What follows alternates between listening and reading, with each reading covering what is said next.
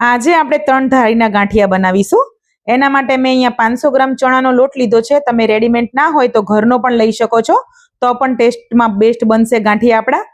તો ટેસ્ટ પ્રમાણે મીઠું એડ કરીશું અને 2 મોટી ચમચી મેં અહીંયા અજમો એડ કર્યો છે હાથ વડે ક્રશ કરીને।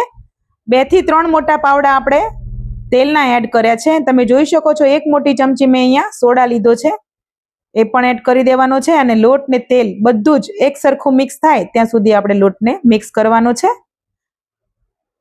તો લોટ આપણો સરસ મિક્સ થઈ ગયો છે, તો થોડુંક થોડુંક પાણી એડ કરીને આપણે અહીંયા લોટ બાંધવાનો છે। અહીંયા ખાસ ધ્યાન રાખવાનું કે ચણાનો લોટ છે એટલે આપણે હંમેશા ધ્યાન રાખવાનું કે થોડું થોડું પાણી એડ કરીને લોટ બાંધવાનો, નહીતર પતલો થઈ જશે, વધારે પાણી એડ થઈ જશે તો લોટને આપણે જેટલું થોડું થોડું ગોળ ગોળ ગોળ ગોળ આપણે ફેંટીશું એને, તો એટલા ગાંઠિયા સોફ્ટ અને ફરસા બનશે, ખાવામાં ટેસ્ટી બનશે। તો થોડું થોડું પાણી લઈને આપણે સોફ્ટ લોટ બનાવવાનો છે અને એકદમ મિક્સ કરવાનો છે આ રીતે। તો તમે જોઈ શકો છો વિડીયોમાં આ રીતનો લોટ બનીને તૈયાર કરવાનો છે આપણો।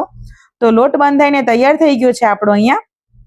તો થોડુંક આપણે હાથમાં ઓઇલ લેવાનું છે અને ઉપર આપણે આવી રીતે ફેલાવી દેવાનું, જેથી કરીને લોટ આપણો સોફ્ટ રહે અને કોરો ના પડે।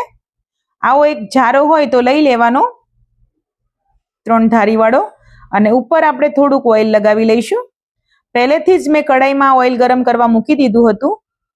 જો તમે પહેલી વાર બનાવતા હોય તો કઢાઈ એકદમ નીચેથી ફ્લેટ હોય એવી લેવાની, જેથી કરીને ખસી ના પડે।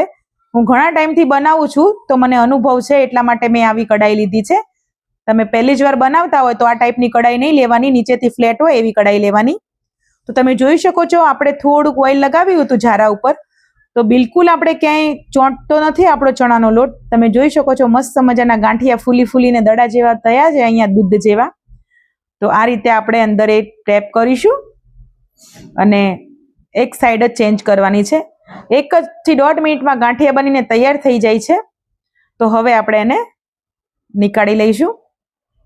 તો ઘરે જ આટલા સરસ બની જાય છે તો બહારના શું કામ લાવવા, ઘરે જ બનાવીને ખાઈએ તો ખૂબ સારું, અને બાળકોને પણ આવું સારું ખવડાવીએ।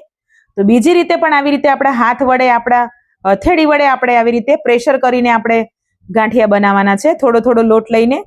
તો બીજી વખત પણ આપણે ગાંઠિયા બનાવીને રેડી કરી લીધા છે। તો બધા જ ગાંઠિયા બનાવીને આપણે રેડી કરી લીધા છે। વિડીયો પસંદ આવ્યો હોય તો વિડીયોને લાઇક કરજો, ચેનલ ઉપર નવા હોય તો ચેનલને સબસ્ક્રાઇબ કરજો અને શેર પણ કરી દેજો। મળીશું નેક્સ્ટ વિડીયોમાં।